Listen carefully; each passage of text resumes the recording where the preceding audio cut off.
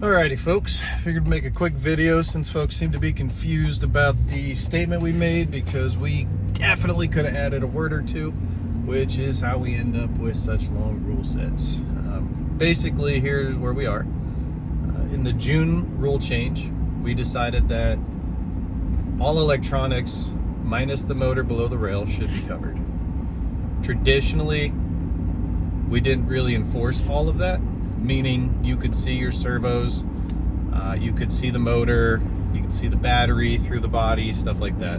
Body still had to be painted, still needed to kind of hide it, but you know, if the battery fell out of wherever it was, then you're out of spec. That's a touch repo, obviously. But what we're saying in this comment, and I'll add a couple words later to make it more clear, after we went through fall crawl, which I think AJ said we had about 588 trucks total, which is a new record for that event, which makes it a very large record, if not maybe the largest event in the US so far, which is, regardless, is amazing. So sport's alive and well. We had WRCCA, micros, minis, SORRCA, everything.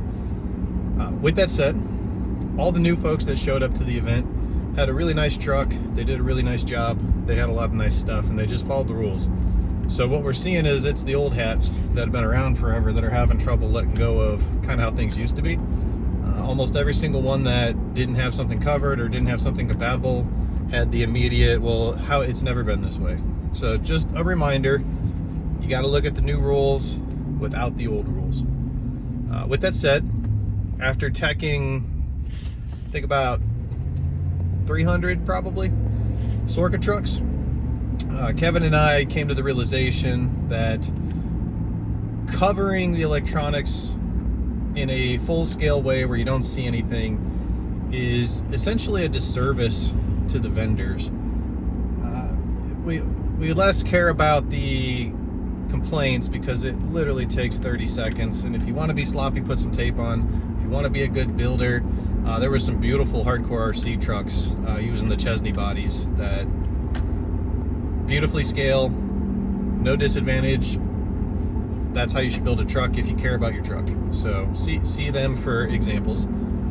With that said, we're really doing a disservice to the vendors. After looking at hundreds of trucks, we realized that we couldn't really see what the chassis was. Most of the servos were pretty much hidden, so you didn't know what people were running. And you know, the metaphor or analog I would use for this is the custom fiber rails, the custom titanium rails, the special edition servos, the breast cancers, the diabetes, etc. Those are kind of the equivalent of back in the hot rod days of taking your hood off and having a blower. So we basically denied everybody the ability to show things that they have that are important to them, that are important to the vendors, and I think in the name of scale, that went too far. So what we're doing is rolling this back to only have the old rules, so you can see your servos, you can have your battery on the sliders, etc., etc., etc.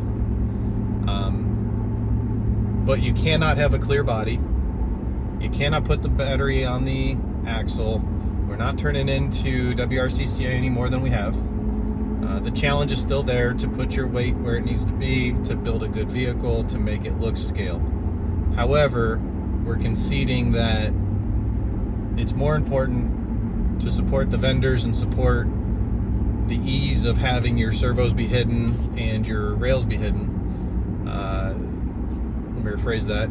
The ease of not having them hidden. Sorry, I'm doing back on the grind and doing work and doing chores and getting everything going back after fall crawl. But that's kind of the intent of this change. Is we looked at it, we listened to the community, we decided that it's not fair to the vendors, basically. You guys had complaints, which is fair, but just to be clear, we're kind of doing this for the betterment of the sport and supporting those who support the sport first. Secondly, we do care about your opinions, so please keep them flowing. But we didn't get very many constructive opinions. It was mostly emotional, so most of those emotional ones go straight in the trash. Not much we can do with feelings. We can work with facts, so send those over. You can have your feelings, we'll listen. We charge about $599 per hour for therapy. and we basically reserve the right to poke at you and make fun of you. Most people who got annoyed at the tech table, we treated with love and respect, but our closest friends got, of course, some ribbings, because that's what you do. If you're a friend and you're not being picked on, are you really friends? But anyway, just wanted to make a video. A lot easier than typing this all out. A lot easier than arguing with people in the comments about why not this, why not blah blah blah blah blah blah blah blah blah. This is a change to, one, make it easier for everybody. Two, make sure that we're doing right by the vendors. So I will attach this video to the Facebook post. If you found it through Instagram, I think that's where I'm going to upload it, since it's vertical. And if you found this through the Facebook post, go ahead and disregard. But please leave any questions or comments in the chat that are fact-based or constructive. If you want to leave feelings in there, that's fine too. Just don't expect a reply. So with that said, it was fantastic seeing everybody at the event. It was fantastic seeing the trucks. It was less fantastic about, having to buy cool things I saw on people's trucks, because I like them too. So thank you for that, and also no thank you for that. But anyway, if you guys have questions, you know where to find us. Hopefully this change is popular and makes sense, and we will talk to you later.